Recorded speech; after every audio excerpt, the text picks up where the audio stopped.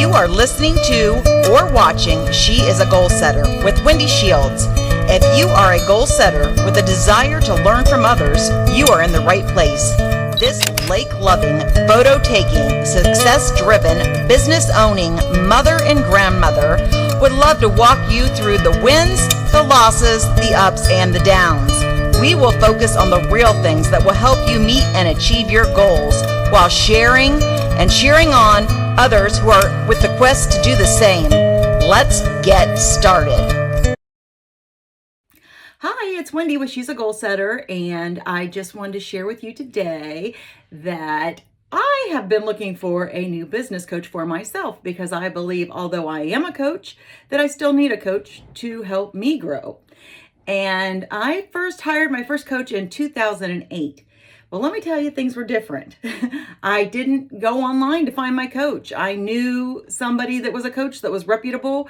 And she lived within my state, but far away, you know what I mean? But, and we had to physically drive and meet up once or twice a month. But, that's how you found a coach back then.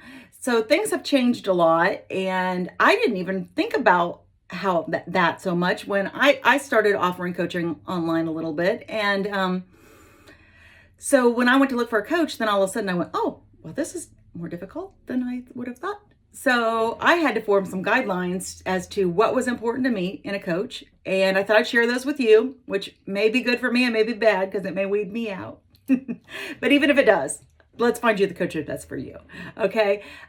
These are the things that I listed that are important to me. And maybe they'll be important to you. Maybe they won't. Maybe you'll say, hey, Wendy, that's a value that doesn't matter to me.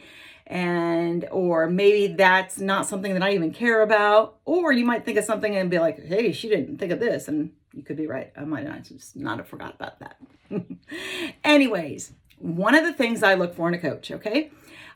One of the first things is I want somebody that's ahead of me in this game and business in general, but not that's so far ahead of me that I can't fathom where they're at or where they're coming from. Like, I think they might have forgot what it was like to be me. You know what I mean? It's so long ago. There's a couple of reasons I don't hire those people. I just named a couple of them. Another one is usually those people are very pricey. So I don't feel like at this time that I can do very, very pricey. You know what I mean? I can't maybe spend like $50,000 on a coach or something. I can't do that. So, I'm not willing to do that. So anyways, so that's one thing I do is I look for somebody that's a little bit ahead of me in the game, but not extremely. Maybe a few years ahead of me, but not 25 years ahead of me. The other thing I like to look for is someone that kind of has a strong following. Why would following even matter? The only reason it matters to me when I'm looking for a coach is that says there are a lot of people that respect this person's opinion. That's the only reason that I would care if they had a following. But I do care because of that. I care what kind of experience they have. How do I say this? Have they ever run a business? What was it? Was it a popsicle stand, or was it a, you know what I mean? Or was it a big corporation that I can't even, understand all the workings in myself? Or is it a corporation that's a corporation like the size of mine? Or is it a bigger, those things that matters to me. Where's she coming from? He or she, where are they coming from? Where is their growth coming from? I do, I don't really care if they have a college degree in the field. I don't care. Experience means more to me than that. Although, I do have a college degree, but I honest to goodness think that my experience is far outweighs my college degrees. So there's that. Another thing that's important to me is how are they going to communicate with me? How are we going to, talk over the issues and things like that? Most people nowadays, I think we use Zoom or something similar. That is important to me because time is so important, expense of travel, things like that are important. So that is important to me. Let's get real. Cost matters. It matters. But I'm not saying, that I can be super cheap because I want good quality, but everyone has a limit to what is feasible for themselves and their businesses to be able to invest. So we always have to take that in mind. And I have noticed it's really tricky to find on a lot of people's sites, like, what are you asking an hour? What do you, I mean, it's tricky. So I would like, if I were you, I would narrow that down. I personally don't want my first session to be locking me into a 3-month contract. Now, you may see someday that I offer a 3-month contract. That's not saying that it's for everybody. I'm just saying, me, Wendy, I like to get to know them a little bit first and see how we're going to work together. Especially what's most important to me is that second appointment. Let me see when I come back and relay what I've done with the information that I've gained, and how do we move forward from here? Or what if I didn't move forward? How are you going to encourage me? What's going to happen? Those things are important to me. So I like to know how that communication is going to take place, and I know about the expense as well.